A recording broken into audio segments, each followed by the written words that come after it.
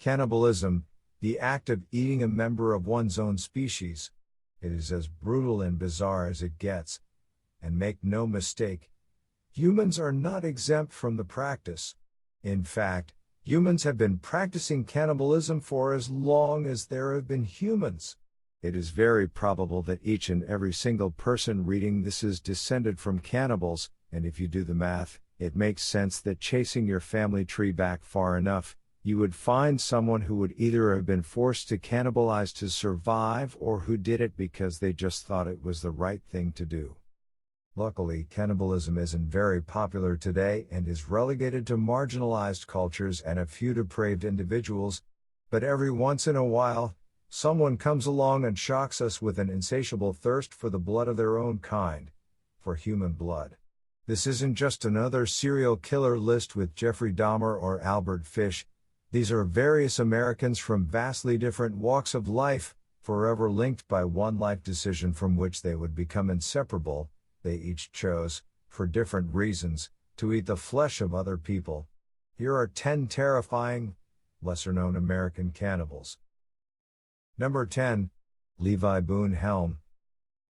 Levi Boone Helm was an American outlaw and Wild West gunfighter born in Kentucky in 1828. He came from a well-respected family that moved to Missouri when he was a child. Like many other historical figures, his story is shrouded in mystery and folklore, but he was definitely a real person and quite capable of doing everything attributed to him. Helm would eventually settle into the bad boy routine and choose the Wild West way of life. It was said that he once walked into a courtroom while court was in session and began to yell at the judge, telling him exactly what he thought of him, and it wasn't nice, to say the least. Helm was known for heavy drinking and violence and had a short marriage due to rampant domestic abuse. The costs of the divorce left his family broke and impoverished, so decided to head out to California to strike it rich, or have a lawless, wild time. He lived an outlaw life of rough riding, gunfighting, running from the law, traveling, and robbing people and institutions. Levi Boone Helm would eventually come to be known as the Kentucky Cannibal, an obvious reference to his place of birth as well as the particularly brutal way he preferred to dispose of his victims. As his long killing spree progressed, the Kentucky Cannibal was reported to have eaten parts of his victims, possibly out of pure, wild savagery and for the psychological effect, or possibly in part because the life of an outlaw was a rough one, and coming by resources and shelter was often difficult. Helm would eventually be caught for his crimes in Montana and hanged. According to legend, as the hangman approached to kick the box out from beneath his feet, he screamed, "Every man for his principles. Hurrah for Jeff Davis. Let her rip," and jumped off the box willingly, hanging himself. Levi Boone Helm died on January 14, 1864. Number 9. Carroll Cole. Carroll Edward Cole, or Eddie as he was also known, was a notable, though lesser-known, American serial killer who would be executed in 1985 for his crimes. Like many other serial killers, such as Peter Curtin, Eddie Carroll had an extremely violent upbringing and was beaten as a child. This probably contributed to his violent tendencies. Cole was also forced to watch his mother have sex with men, with him in the same room. Cole grew up in California and would ultimately go on to commit a crazed murder spree, killing loose women across multiple states, including Nevada, Oklahoma, Wyoming, Texas, and, of course, California. He was a drunk who drifted and killed as he moved along. He was actually caught once, but the police released him, enabling Cole to murder again. Carroll then began experimenting, like many serial killers, with both necrophilia and cannibalism. He claimed that after he murdered a woman in Oklahoma, he awoke from a drunken stupor and found slices of his victim's buttocks in a frying pan. In January 1980, he was arrested on his honeymoon and was ultimately executed by lethal injection on December 6, 1985. Number 8. Austin Hairroof.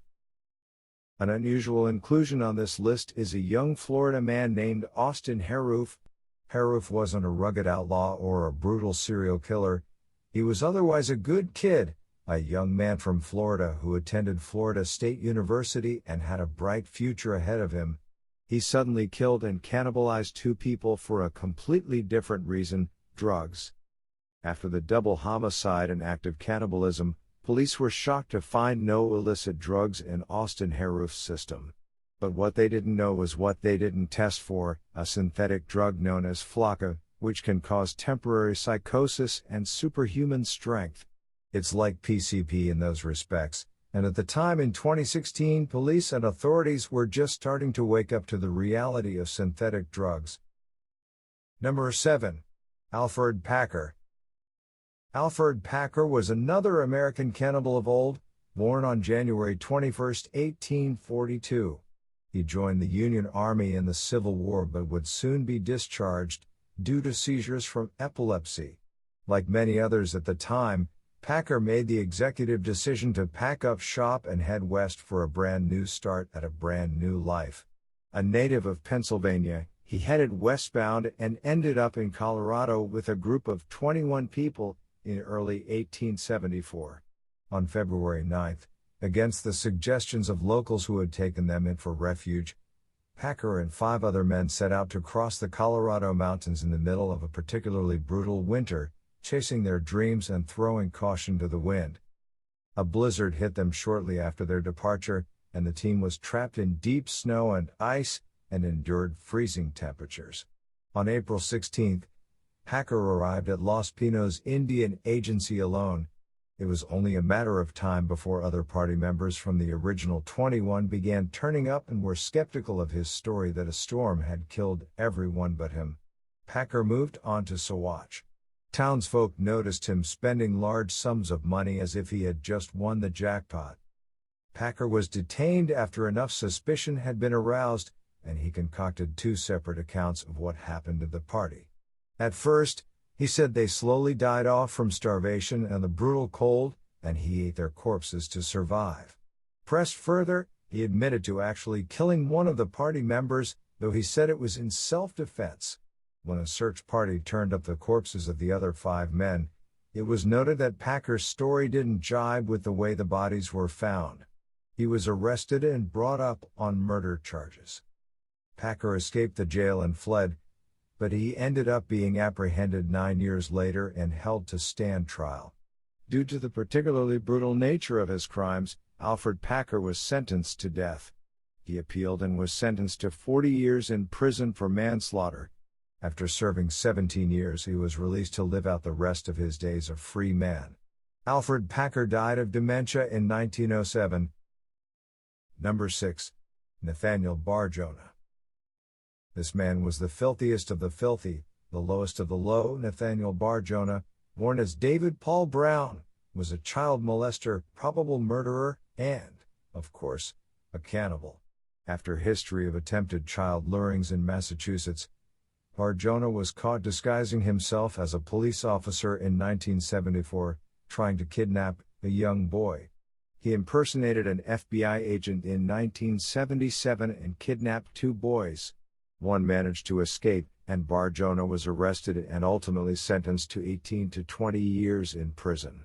He changed his name while incarcerated and was released in 1991. Barjona headed to Montana to continue his ravenous ways. In 1999, he was arrested for, again, impersonating a police officer. A search of his home would uncover articles of boys' clothing, cutouts of young boys, and tons of other creepy finds. On the floor of his garage, investigators found the bone fragments of a 10-year-old boy named Zachary Ramsey, who had disappeared in February 1996. However, the charges pertaining to Ramsey were dropped, as his mother intended to testify that he was still alive. More bone fragments were found. The DNA testing confirmed that none of the bones of the 2 other boys found belonged to Zachary Ramsey. Lacking evidence for a murder charge, Barjona would be charged with kidnapping, assault, and child molestation and sentenced to 130 years in prison. He would later admit to having cannibalized the children he killed. Barjona died of a heart attack in 2008. Number 5. Richard Chase. Next up on the list is the notable blood drinker known as the Sacramento Vampire, Richard Trenton Chase. Chase was obsessed with drinking the blood of his victims, among other things. He had a lust for blood and was hospitalized for injecting animal blood into his veins. He was a tried and true hypochondriac who constantly believed he was sick and was diagnosed with paranoid schizophrenia, among other things. With all of this, Chase believed the only way to cure his supposed illnesses was to continually drink the blood of animals and freshly dead people, or at least inject it. Chase's brush with cannibalism would occur with the murder of Terry Wallen, a 22-year-old pregnant woman who was home alone while her husband was at work. Chase killed Wallen and removed several organs, disemboweled her, and drank a yogurt cup full of her blood. Her husband tragically came home to discover the gory aftermath. Chase had eaten a part of Terry Wallen's body at the crime scene. Number 4. Big Lurch. Antron Singleton, otherwise known by his stage name Big Lurch, was a hip-hop musician and rapper with his whole life ahead of him who also ended up on this list by taking the wrong drugs. Though he only ended up releasing one album due to his crimes cutting his career short, Big Lurch had promise, working with a lot of rather popular talent from the San Francisco Bay Area, such as E40, Mac Dre, and many, many more. In April 2002, Big Lurch fatefully ingested PCP. In a crazed drug frenzy, Singleton went berserk and murdered his roommate, Tanisha Size, and proceeded to cannibalize her body. Her chest was sliced completely open, and a knife blade was discovered broken off inside her corpse. Singleton's teeth marks were found on her face and lungs, which had been ripped out. Before the murder, Singleton had only committed one other crime, which was a DUI, a nonviolent offense. Size's murder was another act of cannibalism that came out of the blue as the result of drugs. Antron Singleton would be sentenced to life in prison in 2003. Number 3. Rudy Eugene. Rudy Eugene is another odd case. Nicknamed the Miami Cannibal and the Miami Zombie, Eugene would make headlines for a brutal attack he carried out in Miami, Florida. On the early morning of May 26, 2012, Eugene woke his girlfriend up, saying he had to go out to meet a friend and would be back in a little while. He told her that he loved her and left. She then later received a call from him saying, "I'm going to be late. I love you. I'll be back." It is believed that Eugene also took some synthetic drugs at this point. However, only small amounts of marijuana were found in his system. At around 2 p.m., a now-naked Eugene encountered a homeless man named Ronald Popo and viciously bit off 75% of his face, reportedly swallowing chunks of Popo's flesh. Popo survived the attack, but his nose and left eye were gone, and his right eye was left blind. Eugene continued to go absolutely berserk and ended up being shot to death by the police who arrived at the scene. At this point, it's extremely safe to say that synthetic drugs are a bad idea. Number 2. Hadden Clark. Hadden Clark is another interesting case. A very strange man born in Troy, New York, in 1952. Clark didn't come from a particularly rough background, though his father committed suicide, and Hadden was always a little odd. Clark would be convicted of killing two victims, 23-year-old Laura Hoteling and 6-year-old Michelle Dorr. Clark was probably schizophrenic and was prone to outbursts of anger and increasingly bizarre behavior over the years. His brother, Bradfield, strangled a woman to death. In October 1992, Laura Hoteling would disappear from her home. Clark was employed by her family as the gardener at that time. Police instantly began to suspect him and questioned him relentlessly while also gathering evidence. Eventually, he confessed to the murder of Hoteling. They then began to suspect Clark of Michelle Dorr's murder in 1986. Clark's niece was a friend of Michelle's, and he ultimately led investigators to where he buried her body. While he strangled Hoteling and slit her throat, it was Dorr who he had cannibalized. He slit Dorr's throat and drank her blood. This, combined with the fact that he had disguised himself as Laura Hoteling after killing her in order to throw people off, and him the nickname the cross-dressing cannibal. Clark's mother also used to dress him in girls' clothing when he was a child. Hadden would eventually claim to have murdered dozens of people. He was sentenced to 2 30-year sentences in prison for the murders of Hoteling and Dorr. Number 1. Tobias Niebaum. Tobias is another unusual one for the list, an unusual one in a list of unusual ones. Tobias was born Theodor Niebaum but would later change his name to Tobias, and became quite the eccentric New York artist and writer. He also made exploration a hobby and would travel a lot. Born in 1922, he spent much of the 1950s traveling in South America and spent months in Peru, only to be feared dead while he was living among the natives. He ended up spending some time with a tribe called the Arikmut and would live as they lived, experiencing life as a member of the tribe. During a hunt, the tribe encountered other people, and the confrontation turned violent. Niebaum stood back and watched the combat until 6 people were dead. The tribe then gathered the bodies and started a fire, began cooking them, and ate them. It was at this point that Tobias Niebaum took a piece of a human heart and ate it. He later recalled that it tasted a bit like pork, and that he was not happy about having to eat it. Niebaum would return to the United States and tell of his experiences in writing, which just have been, like pretty much everyone else on this list, an extremely bizarre ride.